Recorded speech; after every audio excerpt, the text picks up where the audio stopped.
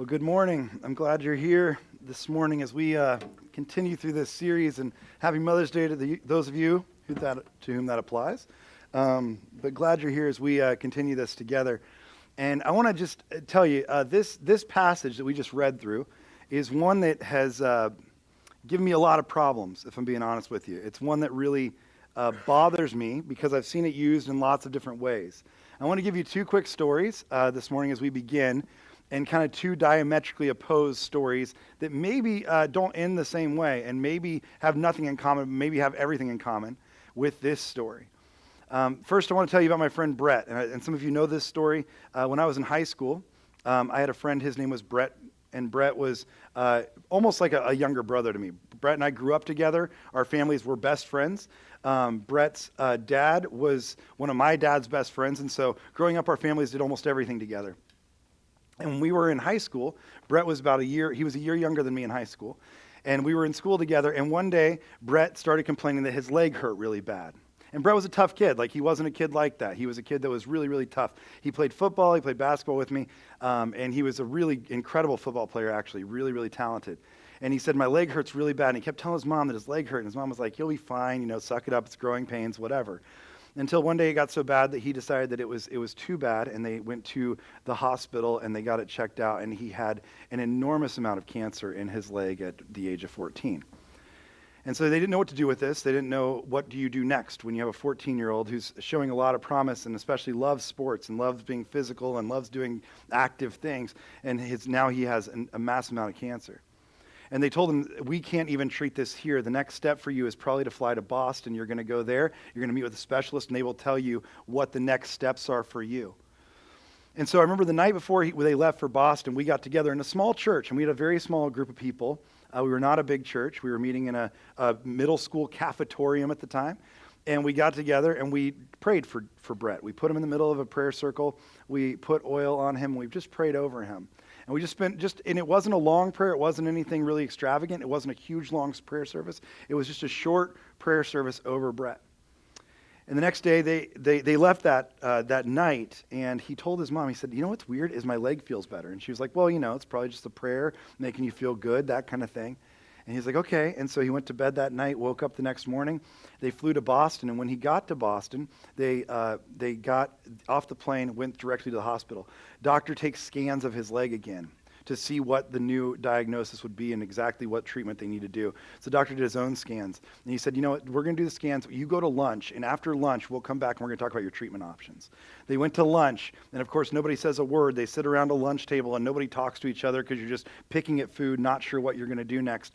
And then all of a sudden, they come back into the hospital. They come back to the doctor's office, and that doctor hangs up every x-ray he had taken. He shows every single thing to them, and he says, here's the problem is I don't see any cancer. There's no cancer here. It's gone. He said, I don't have an explanation for it. And they were like, we do. And they said, well, we prayed about this. And he said, well, that's not it. But, but that's cool that you tried that. But there's something else. There must be something else here. And they said, well, we believe that God healed Brett. Brett walked out of that hospital that day with no pain. To this day, he's never had cancer in his body again. Not a single time. Now, there's stories like that, right? Let me just tell you another story that, again, I've told before, close to my heart. It was just 6 years before that happened with Brett, just like about 6 years before that, where my dad gets diagnosed with an illness, and he is suddenly has just a few months to live. We are at a big church. We have lots of people behind us. And so we go to this big church and we say, hey, would you guys all pray for my dad? And of course, he's a pastor. He's on staff. They all get together. They pray for him. In fact, the same night that we prayed for him in Casper, Wyoming, there were churches that stopped their services that night on a Wednesday night to pray for my dad in Daytona Beach, Florida, in Lexington, Kentucky, in Winchester, Kentucky, in Middletown, Ohio, and in Dayton, Ohio. They got together in all these different locations to pray for my dad the same night at the same time. We prayed over him. We put oil on his head. We said, this is we're all praying for him, hands on him. We left that night, and it never got better. Nothing happened. It just got worse. And eventually, a few months later, the illness would take him. He would die of said illness. And I still don't really understand why. That's why this story of Lazarus really bothers me. I don't know if you have a problem with this either. I've preached this story at funerals.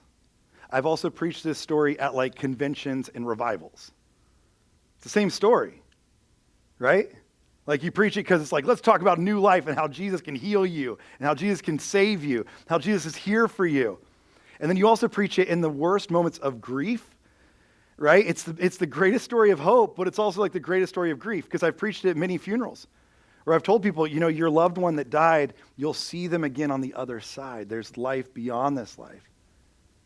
Like it's a frustrating story, isn't it? Why does Jesus show up the way he does? When does he show up?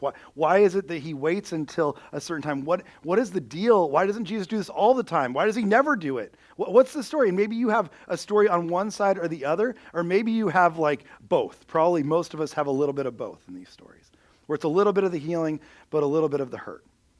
It's a little bit of the hopeful story. It's also a little bit of the grief story.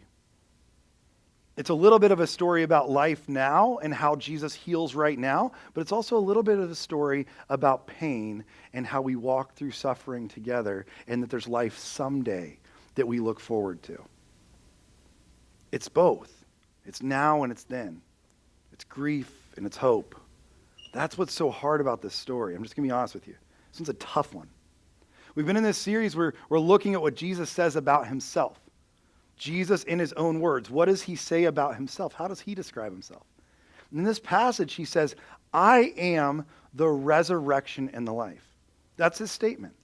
I'm the resurrection and the life. Now, every story we've been looking at, and again, hopefully you've noticed this, every time Jesus speaks, this is not an accident. There is a sign in the book of John. It goes that there's a sign, then there is a statement. So here's how it goes every time in the book of John. When this happens. It's not an accident, by the way. There are 7 signs in the book of John. John is writing this book with kind of like Easter eggs in it. He wants us to be able to pick up on this bigger picture of Jesus. He's not really writing a lot of, in fact, if you read through John, he really doesn't like to give us like little details. He likes to give us like big picture, this is who Jesus is. Like let's kind of pull the camera back, look at the entire picture. This is who Jesus is.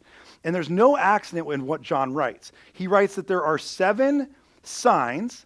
That's very much on purpose. If you know anything about the Hebrew Bible and what Hebrew beliefs are, is that 7 is the perfect number. 7 is a number of perfection.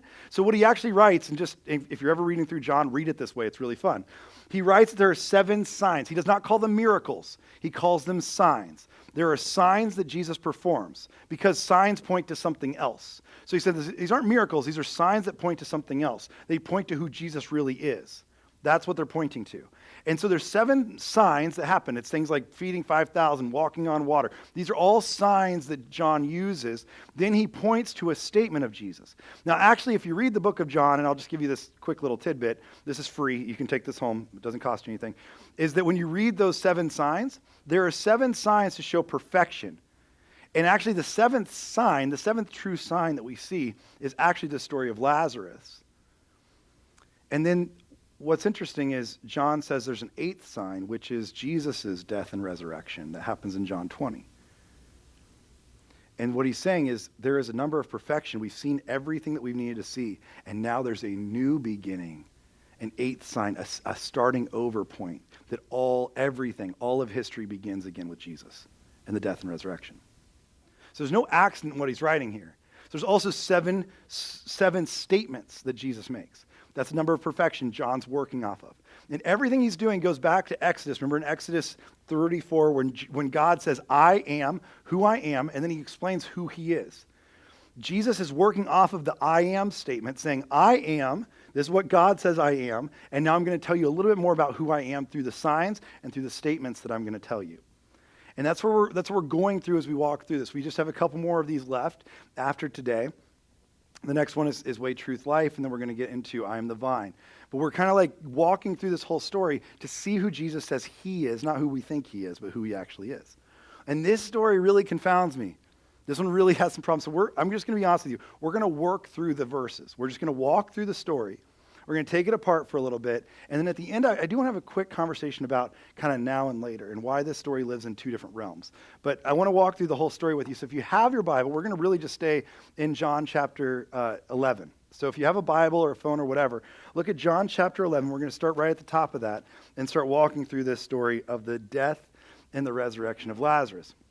It says, now a man named Lazarus was sick. He was from Bethany, the village of Mary and her sister Martha. This Mary is the same one who poured perfume on the Lord and wiped his feet with her hair. This is not Mary Magdalene, even though that sounds like that's who it is. This is Mary and Martha. They are different sisters. And it's interesting, too, because John, just so you know, he never actually has that story in his book. He doesn't talk about that happening. He's actually referencing Luke's book. It just lets us know that John wrote much later. He's referencing somebody else's gospel and biography of Jesus. So he says, this is Mary and Martha. The sisters sent word to Jesus. They said, Lord, the one you love is sick, meaning Lazarus. Now, John uses the one you love, a lot. Notice, if you remember in the book of John, he calls himself the one that Jesus loved. Why is that? Because he wants us to put ourselves in the shoes of that character. He wants you to see yourself as the one that God loves. He wants you to think of yourself that way. So when he talks about this, the resurrection that's happening here is, yes, of Lazarus, but it's also of every single one of us. Then he says, when he heard this, Jesus said, this sickness will not end in death. No, it is for God's glory, so that God's Son may be glorified through it. Now, Jesus loved Martha and her sister and Lazarus. He loved all three of them. And this is what's interesting. Notice this. Now, he loved them all. So, when he heard that Lazarus was sick, he stayed where he was 2 more days. That's a terrible idea. I just want you to see what happens. He loved them very much. Lazarus is sick. And so, therefore, because he loved them so much, he stayed right where he was. It's a very confusing verse. I will say, I know Jesus is perfect and all that kind of stuff. It's verses like this, though, where you're like, you can tell Jesus was never married.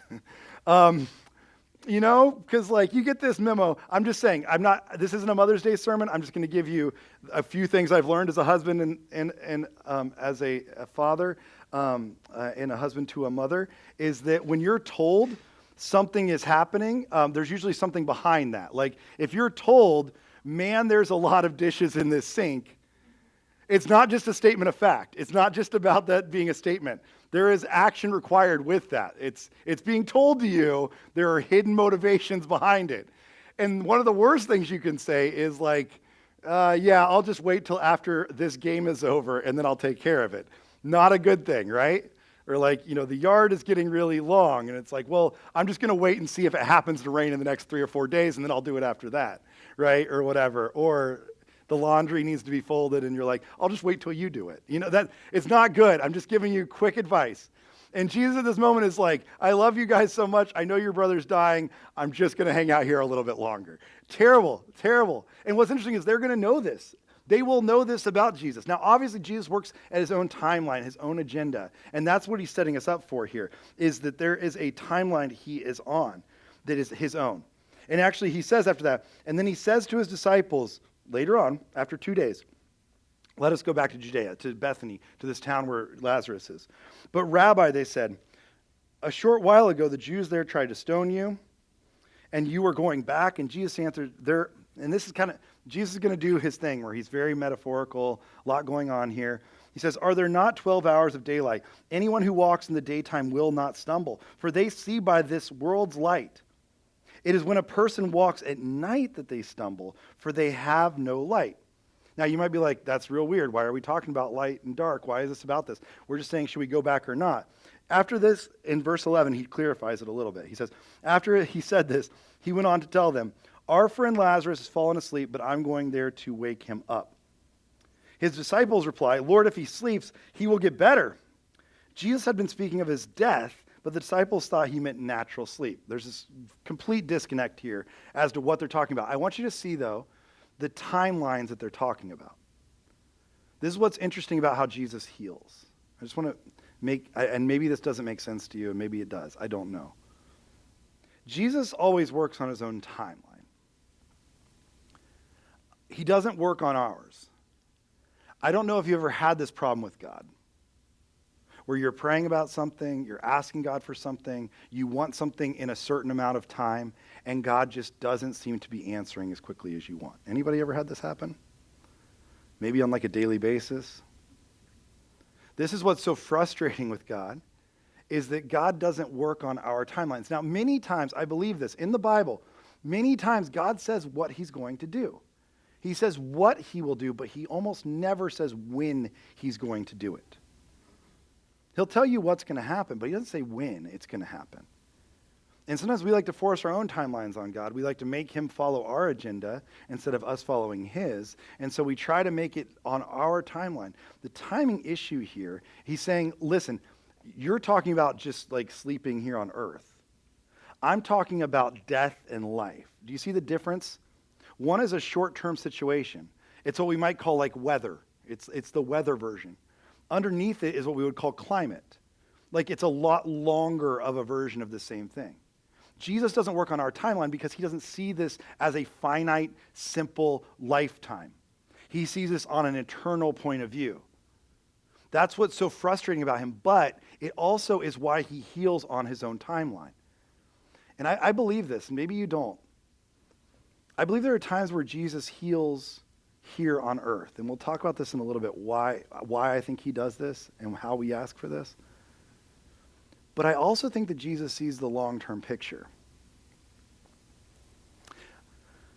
Because he promises that we will all be healed, whether it's through our death and resurrection with him in the next life, or we are healed here on this earth in this life. Both are healing, just one is not the way we want it done. Does that make sense?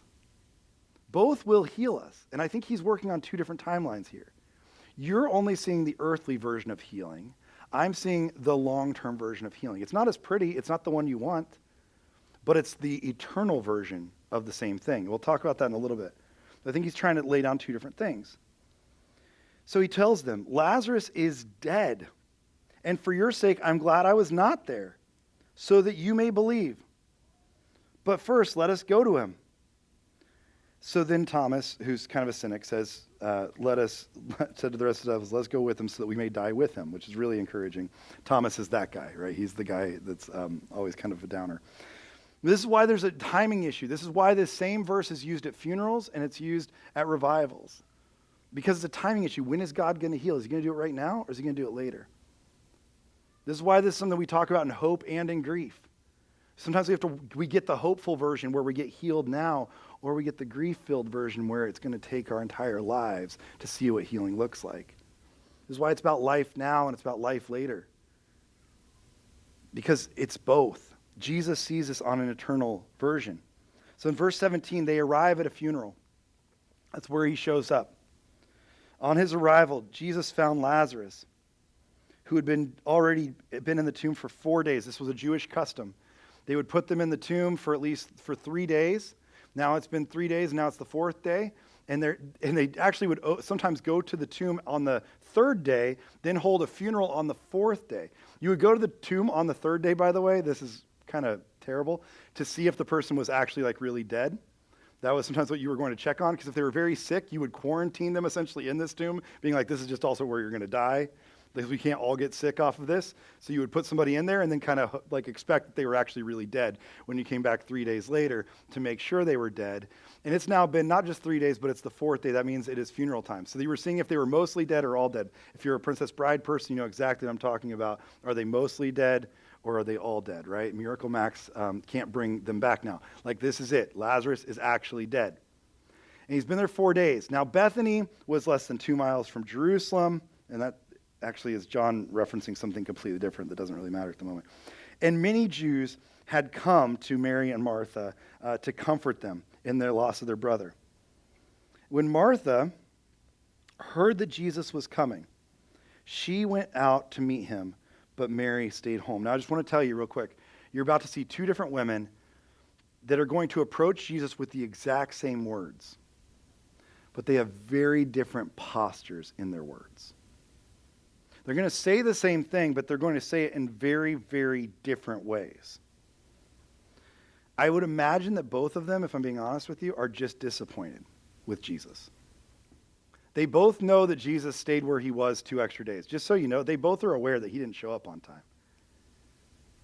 And I can't imagine what it must feel like to see Jesus at this moment. Like, it's got to be so painful for him, for them.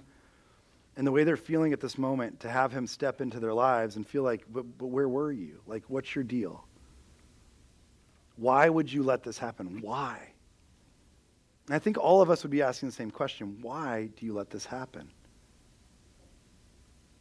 Like, if we're being honest, and if we're just being honest in this room today, I know we come in here and we sing songs that are like, again, like we sing songs like, you're never going to let me down. You're never going to let me down. Like, we sing stuff like that. And it sounds really good. But be honest with yourself. Has there never been a moment where you were like, you kind of felt let down? Like, if you're being completely honest with yourself, has there never been a moment where you felt like a little let down with what God did or didn't do? That he didn't step in at the time you wanted him to. He didn't do the thing you thought he would do. He didn't save the marriage. He didn't save you from the disease. He didn't pull you out of the financial hardship. Something didn't happen. And you're like, where were you on this? Disappointment with God, by the way, is one of the oldest questions in the entire Bible. What do we do with that? Like, what do we do when we are let down by God? How do we respond to that? Job is probably the oldest book in the entire Bible. It's probably the oldest full book we have, and that's what the entire book of Job is about. It's like, where were you? Like, why did you let all this happen to me? Why would you do that? Why would you allow this to happen to me, God? And Job says some pretty mean things to God. His wife wants him to say worse stuff. If you read through Job, his wife has one line in the entire book of Job, and her line is, why don't you just curse God and die? She seems like a real gem. And this is the whole question of the book of Job, is he finds other friends. He asks them what he should do. He goes through all this. It is one of the oldest questions we have. Philip Yancey wrote a book not too long ago that was really, really great on this, and it was called Disappointment with God. And he talks about this a little bit, but he says, one bold message in the book of Job is that you can say anything to God. You can say anything. I don't think many of us believe that, by the way. You can say anything to God. Throw your grief, your anger, your doubt, your bitterness, your betrayal, your disappointment. He can absorb them all. I don't know if many of us believe that. He says, as often as not, spiritual giants of the Bible are shown contending with God. They prefer to go away limping like Jacob rather than shut God out. That's what they prefer to do. They would rather fight with God than just walk away from God. In this respect, the Bible prefigures a tenet of modern psychology. You can't really deny your feelings or make them disappear, so you might as well express them. I love this. God can deal with every human response save one. This is the only thing God can't deal with. He cannot abide the response I fall back on instinctively and attempt to ignore him or treat him as though he does not exist. That's where most of us go, is we act like he just doesn't exist. And that response never once occurred to Job. And what's great is it doesn't seem to occur to Mary or Martha either. They go and they confront Jesus, even in their disappointment, even in their doubt, even in their concern, even in the hurt that they're dealing with at this moment. They go to Jesus and they confront him with it. They don't hold back on it. They go directly to him. Imagine that for a second. Like, I know that many of us, what happens is we get doubt or we get disappointed by God and we just stop talking to him. The best thing they do is they go to him and they express said doubt. In fact, it says here, Lord, Martha said to Jesus, if you had been here, she doesn't hold back. If you had been here, my brother would not have died. But I know that even now God will give you whatever you ask. Now, Martha is very much pragmatic. We know this from other stories. She's a pragmatic woman. She comes to Jesus and she says, if you'd been here, my brother wouldn't have died. And this isn't just a concern for her in a small way. Her brother at this point, because she and her sister are both seem to be single at this time, her brother may have been the breadwinner for both of them and may have been the only one who had rights, essentially, to both of his sisters. If their dad would have died, this means he is the one who is the breadwinner, and therefore this is their entire livelihood. Everything fell apart because Lazarus is now dead. And she tells him, if you had been here, this would never have happened. And she's very pragmatic about it. She's very down to earth about it. And Jesus said to her, your brother will rise again. And Martha says, I know he will rise again in the resurrection at the last day. Now, this is, in Jewish terms, this is a cliche. This is like a good Christian cliche. What she's saying is, I know he'll rise again. Again, when the end of time comes, some Jews had the same belief we have today, that when Jesus would come back, or when there would be an end of days, essentially, right? That when the world is over, yes, we'll all rise again. And she's saying, I get that. But this is kind of a typical cliche. She's just throwing it out there. For many of us, this cliche in our world sounds a lot like, when God closes a door, he opens a window type of thing. That's kind of what she's saying here, by the way. It's like a cliche. Anybody heard this one? When God closes the door, he opens a window or whatever, which is a stupid saying, because I don't know about you. I don't go in and out of places through windows. Like, I'm not a criminal. I don't live that life. I like doors. Doors are much better. They are meant to go through. Windows are not meant to go through. There's a whole issue with that. I don't love that phrase, right? And I'll never forget it. Like I remember when my dad died, and people would come sit next to me, and they would try to be comforting, and they would use these terrible Christian cliches. One of my favorites was always God just need another angel in heaven. Have you ever heard that one? Yeah. And I was like, well, cool. I needed a dad on earth, so I think that's more important personally. Seems like he's got a lot of angels from what I hear. Those don't seem to be in short supply. Sure, he could find somebody else. And trust me, my dad wasn't an angel. He was my dad. I think God's got a lot of work in front of him if he's going to turn him into an angel, to be honest with you. I don't think it's going to work out so well. I mean, these are terrible. And that's what she's throwing out there. She's like, yeah, I get it, God. These are tough things. And she's using these cliches to try to warm over the situation and try to just kind of get past it. That's how she deals with this. But Jesus doesn't want her to stop there. He's not like, hey, no, that's not what we need to talk about. He wants to go deeper than that. And Jesus answers her. He says to her, I am the resurrection and the life. No, that's not it. The end of days is not the only thing to talk about. It's not someday in the future. It's also right now. It's right under your nose at this moment. Yes, there is going to be that, but there's also going to be this. I am, right now, standing in front of you, the resurrection and the life. The one who believes in me will live forever, even though they die. And whoever lives by believing in me will never die. Do you believe this? Both someday this will happen, and now this can happen. Do you believe that someday and now this can happen? Do you believe that sometime it could be through, yes, your grief and through difficult things, or do you think it also could be in healing that happens right now? And she says, yes, Lord, I believe you are the Messiah, the Son of God who is to come into the world. Now, after she says that, we see a very different type of response from the other sister. After she said this, she went inside and called her sister Mary aside. The teacher is here, she said, and asking for you. When Mary heard this, she got up quickly and went to him. Now, Jesus had not yet entered the village, but he was still at the place where Martha had met him.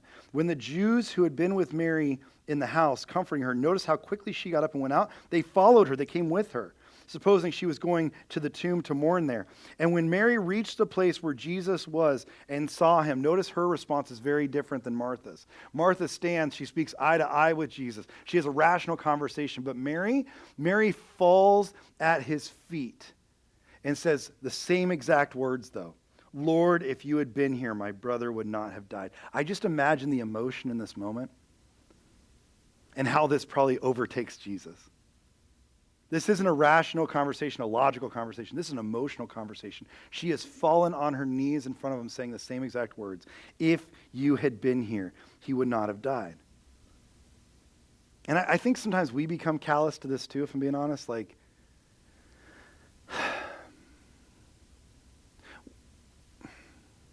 We become really callous, I think, to just how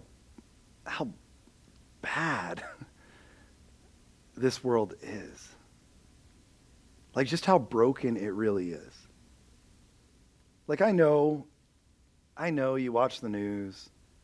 I know you get alerts and you're like, man, things are messed up. We got wars. We got people that are swindling other people. We have people taking advantage of people. We have corruption. We have people that are trafficking people. We have people who are going to abuse people. We have terrible things. And we see it, and I don't know about you, but sometimes I think we see it so much that like you'll see a news alert that's like this terrible thing happened. You're like, oh man, that's too bad. Do we have any milk or are we out of milk? Like you just move on with your day. We become so callous to this.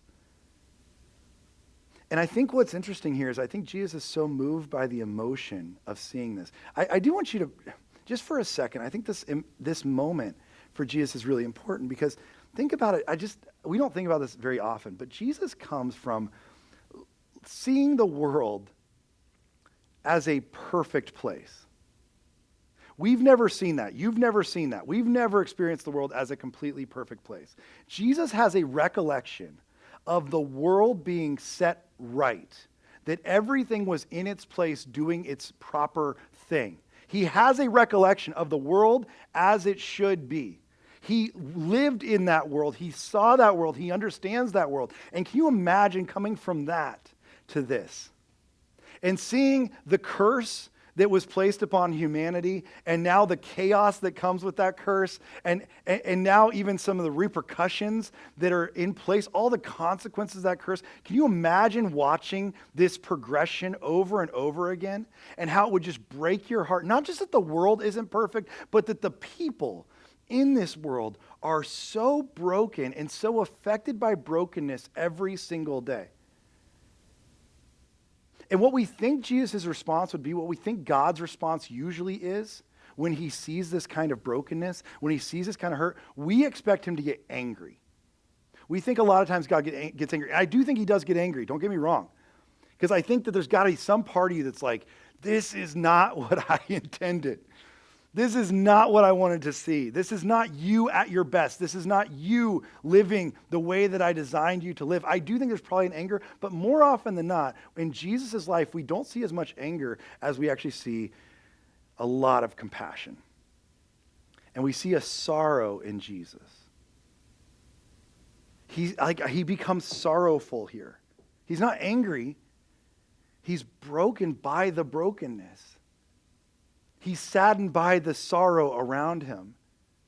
He sees us, and I just imagine, like, can you imagine, for you that are parents, for you that are mothers or fathers in this room, and you see your child, and you know what they are capable of, right? And good and bad. But most of us, I hope, tend towards the good. You know what your child is capable of. You know what they can be. You see a potential in them that for me, at least with my kids, I see a potential in them that I don't see in myself. Like I believe so much about what they can be and how great they can be and what they can accomplish. It's way greater than anything I could do. And I'm so excited to see that happen. And every time I see them fall short of that, I'm not mad at them, but isn't there a little bitty that's like, oh, that hurts. Like it could be so much more. I just imagine Jesus in this moment is having this like sorrowful reaction because we actually see it right after this. When Jesus saw her weeping, and the Jews had come along with her also, they're weeping, he was deeply moved in spirit and he was troubled by it. Where have you laid him, he asked. Come and see, Lord, they replied. And then Jesus wept. Jesus wept. This humanity of Jesus is something that, like, I think sometimes we have a hard time grappling with. Again, I mentioned a few weeks ago, I was listening to an interview with Dallas Jenkins, who wrote The Chosen. And I don't know how you feel about The Chosen, if you like it, if you hate it, whatever. I think it's an interesting depiction. I think it's interesting to watch it and kind of get an idea of what Jesus is like. And there's moments in that show where Jesus is shown as so human, like he literally is tired. Or there's moments where he's shown as like actually exhausted by something. There's moments he's shown where he like needs his mom to come help him to take off his sandals because he's so exhausted by stuff. And there were people that were very upset about this because they were like, you can't show Jesus like that. And there are people that really get mad about this. Like, that's not how Jesus would be. And it's like, no, he seems pretty human here. And I love this moment of humanity where Jesus shows an enormous amount of humanity here. He weeps because they're weeping. He weeps because he sees the chaos and the curse that was created and what it's done and all the consequences that have come with it. He sees a group of people that want to have hope, but there's so much hurt right now that they can't possibly see this. And he's standing there just in the middle of this tension, and I imagine that he is just brokenhearted watching all of it. And he starts to actually weep. And what's interesting is he weeps with them even though he knows he's going to raise Lazarus from the dead. He says it 2 times before this. He says, I'm going to raise him from the dead. So he knows the end result, yet he still weeps in the grief that is there. That's what he does. And everybody's standing there asking him, why? He's standing there just saying, no, you're asking the wrong question. I'm here to weep with you. Think of, if you've ever read The Magician's Nephew, so the first of the Chronicles of Narnia. It was written, C.S. Lewis wrote it actually later than he wrote Lion, Witch, and the Wardrobe, but it was an incredible book. And there's a character in it whose name's Diggory. And Diggory finds out his mother is very, very sick. And Diggory gets an appointment, essentially, set up with Aslan. If you're not familiar with Aslan, he's the lion, who is a pretty clear analogy of Jesus. Kind of hard to miss that one. And so he gets this one shot to go talk to the lion. He gets one shot to go talk to Aslan and ask Aslan to heal his mother. And he goes to Aslan and he asks, and he's afraid of 2 things. He's afraid that Jesus or Aslan in this situation will either actually heal his mother, like he's got this hope, but also this like fear of this. What if he does do this? He's got hope on that side, but there's also a part of him that's got fear that what if he says no? And when he gets to Aslan, what's interesting is he gets neither response. He doesn't get the healing. He doesn't get a no answer. Instead, he just gets silence. Have you ever had this happen with God? Just silence. And he asks Aslan, Diggory says this to Aslan, he says, but please, won't you? Can't you give me something that will cure mother? I love this passage. It says this. Up till then, he had been looking at the lion's great feet and its huge claws on them. But now, in his despair, he looked up at his face. What he saw surprised him as much as anything in his whole life. For the tawny face was bent down near his own, and, wonder of wonders, great shining tears stood in the lion's eyes. They were such big, bright tears compared to Diggory's own that for a moment he felt as if the lion must really be sorrier about his mother than he was himself. My son, said Aslan, I know. And all he tells him is, grief is great.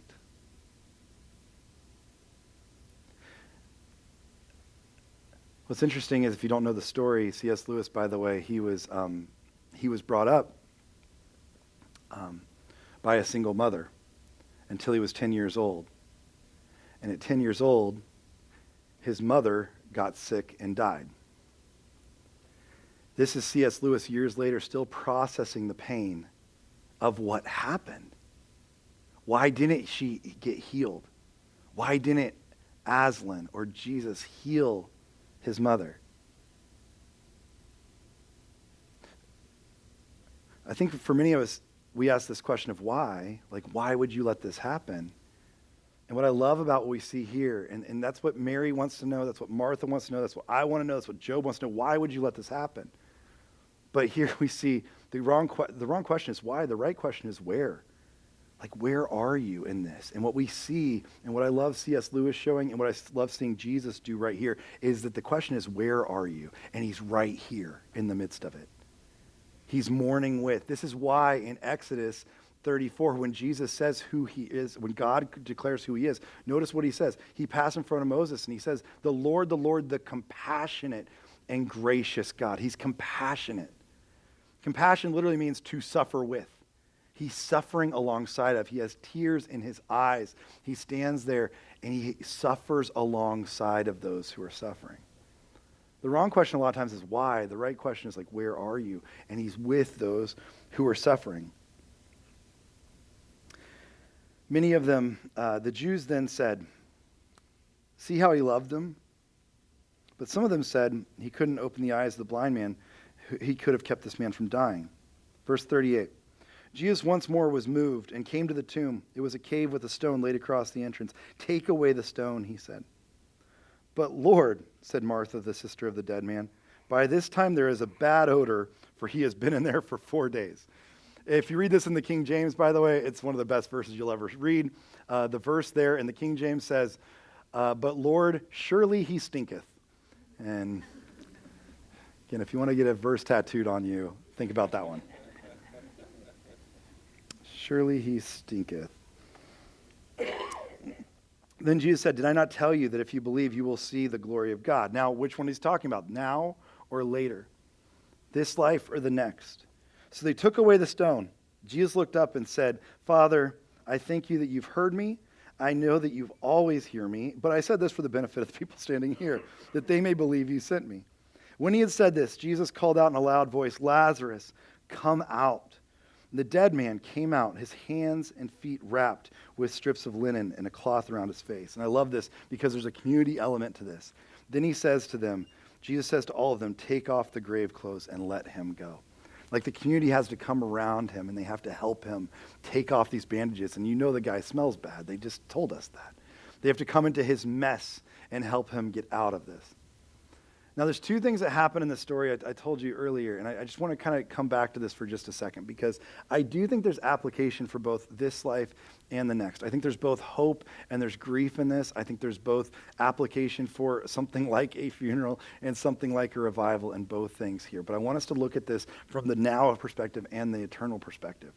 That's what Jesus does when Jesus comes and he gives us a sign and then a statement. Now, in this case, there is a healing, right? We can agree that there is a healing of Lazarus. Jesus shows up and he heals him. And many of us, I would imagine at some point have prayed for healing. And again, we've either had the story that was my friend Brett, or we've had the story that was my friend, my dad, or somebody like that, that your friend, you're my friend. We've had somebody that's had that story too, right? We've experienced that story. But then there's also the story of salvation, which is the long-term story, the eternal story that Jesus is telling here. That there's a long-term understanding of what healing is, and that you will be healed whether it's this life or the next. That there is life beyond this life. There's both of those things. Now, in the New Testament, what's a little tricky about this is they both come from the same word. In the Greek, there's a word called sozo. Sozo is the word, and the word sozo just means to save or make whole or to heal. What's interesting is many times when Jesus is talking about saving someone, being saved, which we would call salvation, he's using the same word that means to make whole or to heal. It's the same word 2 times, just made in different ways. So we sometimes translate it that Jesus heals them when really he's saying, "I save them," or he saves them when really he heals them. This is why many times when Jesus heals somebody, what does he say right after? Also, like, your sins are forgiven. Like it's both. It's a both and, right? You are healed. Also this happened. Blind man, you are healed. Also your sins are forgiven. Lame man, you are healed. Also your sins are forgiven. He lets both things happen at the same time.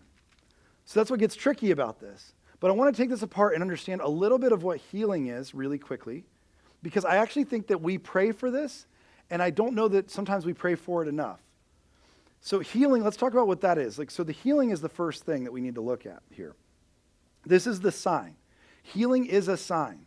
It's a sign of something else. Right here in this story, Jesus is healing as a sign of the perfection of the kingdom of heaven and who he is. It is a sign to something else. And for many of us, like, healing is a real thing. It's not just like it's not just a small thing. It is a real thing. In the Bible, this even happens in the Old Testament. This isn't just a Jesus thing. This happens as early as, I think, Genesis 20. It happens in 1st and 2nd Kings. It happens in Samuel. Like, you see this healing story that God is a healer. That's a normal part of the Bible. In fact, when we get to the New Testament, we see Jesus, again, heal blind people, lame people. He literally raises Lazarus from the dead.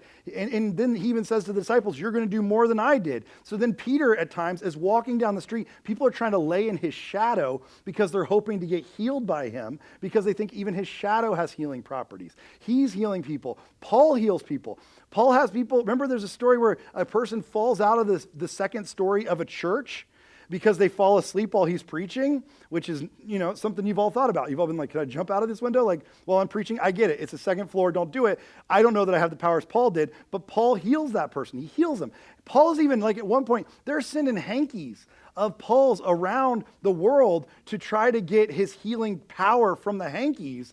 And it's like an eBay situation where they're trying to like buy up his hankies for healing powers. I've been in churches to this day. Like I remember going into a Russian Orthodox church, going to Greek Orthodox churches. Russian Orthodox, I remember I was at a monastery which is a weird story. Anyways, I was in a monastery for a Russian Orthodox church. It was in Georgia, not the country Georgia, Georgia, like the state above Florida. And they had a monastery there. They had 12 monks there and a lot of cats. And I went there. I slept in a cemetery outside of it. I'm not sure I'm going to heaven. Like, it was weird. Like, I'm not sure that worked out well for me. I think I might be cursed from that. Anyways, slept in this cemetery, went to the monastery, and I remember every day we would go into the monastery, and they would have all these icons hanging on the wall of different saints. And at the bottom of many of those picture frames, they'd be in like a shadow box picture frame. At the bottom of those picture frames, there would be a little piece of gauze, like a little like cotton kind of gauze along the bottom. And I was like, what's that for?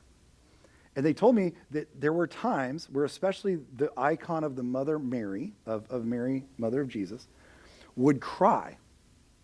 They had certain services. And it would happen spontaneously. They didn't know when it was going to happen. But that she would cry, literal oil would come out of that painting and fall to the bottom, and they would collect it in the gauze. Now, these aren't guys that I would consider mystics. These are monks in a Russian Orthodox movement. Yet they said that whenever that would happen, they would collect the gauze. They wanted to collect the oil because it had healing properties. They would take it place and they would heal people with it.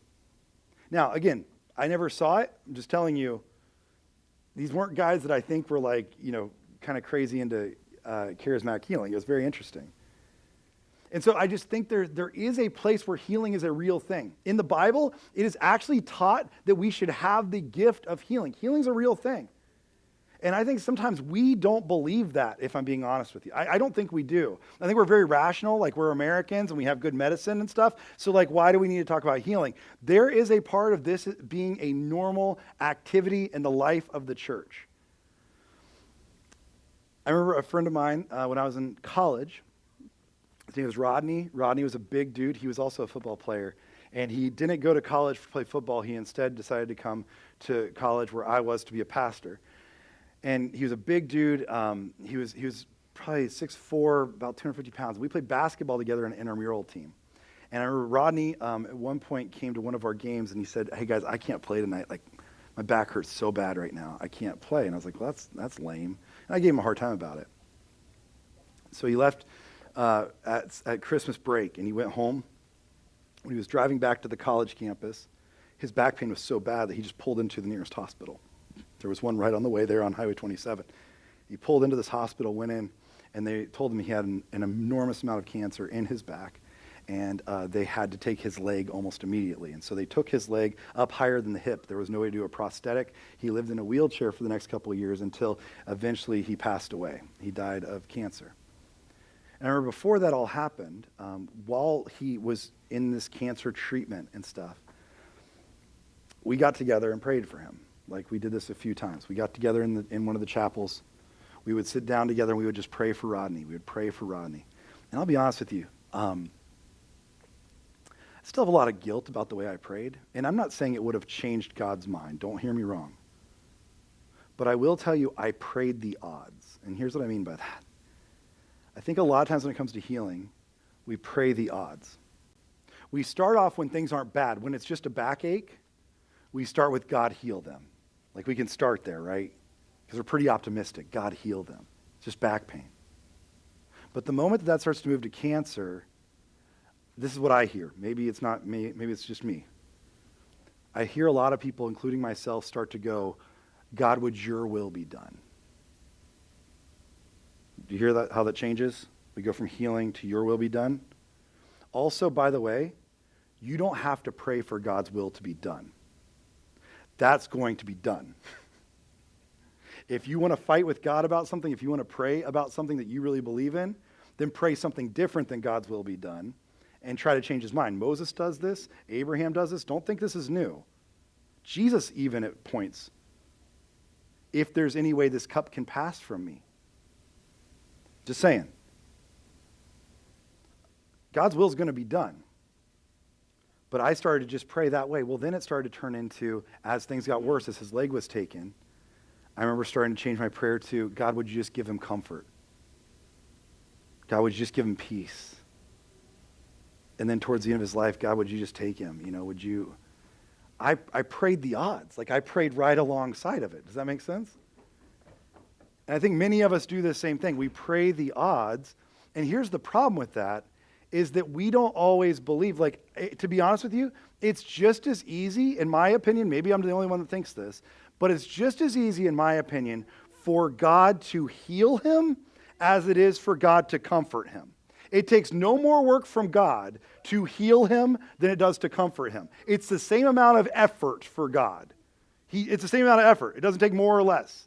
If this is a God who is all-powerful, it is the same amount of effort. And I think we sometimes pray that way. I don't think we pray for true healing. I think we get nervous about that because we don't want to be wrong. We don't want to be seen as incorrect. We don't want something to be wrong about the way we pray. So we just pray the odds. Jesus here still heals. The healing goes beyond Jesus. It still is part of what Paul writes that the church is supposed to do today. I would just encourage you, if you're praying for healing, like pray for healing. I would even encourage you, and maybe this is crazy talk of me, because I don't see this a lot in our church, and maybe this is my fault. If you're praying for healing, get some people together. Have your community around you and pray for healing together. That's not ridiculous. That's like a normal part of the Christian life. Pray for healing together. Here's what's interesting is I think I have my kids are. Well, let me do this first. Let's talk about the second part of this, and then we'll come back to that. So I want to talk about the second part of this, which is not just the sign, but it's the statement. Then Jesus makes a statement, and the statement is that he is salvation. I am the resurrection and the life. It's a statement. It's a huge piece. He's saying, I'm all of it. I am all of those things. I am the resurrection and I am the life. Now, when he says that, what he's saying there is that he is the statement. Like he's the whole thing. He's the eternal version of this, right? He's not just the temporary version of this. Dallas Willard makes the case when he writes about this. The message of Jesus himself was, and the early disciples, was not just one of forgiveness of sins. Because when we hear salvation, here's what we think. Salvation, we think that's the moment that every head is bowed, every eye closed, raise your hand. That's what salvation is. That is not what salvation is. In the terms of what we just saw by the word sozo, it is making everything whole. It is a fullness of life. Jesus is worried not just about the quality or the quantity of your life, how long you live, but the quality within it. How would that look for you? And he's saying it's not just the forgiveness of sins, but it's a newness of life. That's what Jesus is talking about here. It's a newness of life. That's what salvation is. And that's the whole picture here. Because there is a long-term version. There is an eternal version of life that we have to look at. And that's what Jesus is looking at, this eternal version. Because here's the bad news, and I'm just going to say it, is that even those that have been healed will still face death. Like every single person that Jesus made their eyes open, eventually their eyes were closed. Every person he helped up off of a mat, eventually they were laid down to rest. Even Lazarus, I promise you, this was not his only funeral. There would be one to come. There's still an eternal version of this. There's still something that goes beyond this life. That's what Jesus is saying. There's an eternal version of this. And here's why I think the healing thing is important. And I could just, I don't know if maybe this isn't the right point to make out of this sermon, but I think that sometimes we just don't pray in faith for healing enough, especially as a church. And again, maybe that's me. I don't know why we don't do that. But I think about like my kids. Okay, so my son, Oliver, who just ran through here, and will again probably soon. Oliver, he has this thing where if you're making like cookies or you're making cake or whatever, Oliver does not like to wait. So you're making something, you put it in a bowl, right? You mix it up, you have this batter there, and his first thing is like, can I have some of that? Can I have some of that batter? And you're like, well, you could just wait. We're just going to put it in the oven, then it's going to be baked, and then you could have some. He's like, well, could I have some now? Could I have it now? I'd rather have it now. Like he's always watching for that. Oliver hates to wait for cookies to bake. He would rather just have those, like go to the fridge, find the cut and bakes, just rip some out of there and just eat the cookie cold. He doesn't want to wait for it to bake, okay? He loves that batter before. Here's what I believe about healing, is that I do believe that there is a day where that cake is going to be baked, and there's a day where we're going to enjoy all of this, but this is like a little taste. This is a taste of what is to come. This is a sign. It's not the whole statement, but it is a sign. And sometimes I think we're like children that are too afraid to ask to a God who loves us so much. Like a God who weeps with us, a God who mourns with us, a God who is there with us. We're afraid to ask him for that sign now because we're like, well, we'll just wait till, I guess the cake's baked. I don't know. We'll see what happens. He's saying, no, you could have that taste now too. I think sometimes we're like afraid of that. In this story, what I love is that he comes and he weeps with, and he both shows us there's life now and there's life someday. And I'm not saying we should have one without the other, because I do believe this. There are some churches that only have the statement without the sign.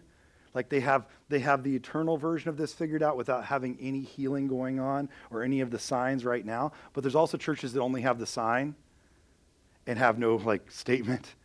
They only have the healing. It's only about now, and there's really no longer term substance. I think there's both, that both have to be at play, so don't hear me wrong. But I just think if you are in that spot where you need to pray for healing, you need to pray for healing. You need to pray for healing. It may or may not happen, but it also can be a great foretaste of what is to come. It can be that batter before the cake is baked. I don't know why God chooses to heal some and not others. I don't know why he sometimes does things in our timeline and some other things in other people's timelines. I don't know why he acts the way he does. I just know that he gives us hope now, and we can't sell ourselves short on that, but he also gives us hope for eternity. And that alone is enough. He'll heal us now or he'll heal us forever. And the great thing about God is we live in what is called the already and not yet. And sometimes we get to see the already, but we all get to see the not yet. And so today, as we close, you might be in a spot like that. You might be needing to pray for like healing of something right now, that God would miraculously do something. It could be a physical healing. To be honest with you, I think it also could be, in our world, a relational healing. I think it could be some healing of some amends that need to be made, forgiveness, those kind of things. But there's probably a physical healing that we need to be praying for in someone or something. I would encourage you, if that's the case, you have family or friends or people around you, don't be afraid to make that request. Of those people around you, to make that request, to pray for that. And then my other hope is that we all look to this eternal version of this, that we see Jesus as the resurrection and the life, both in quantity but also in quality. Right now, that we can have the fullness of life that he offers us. As we close, would you stand with me? And I just want to pray over us as we close this morning.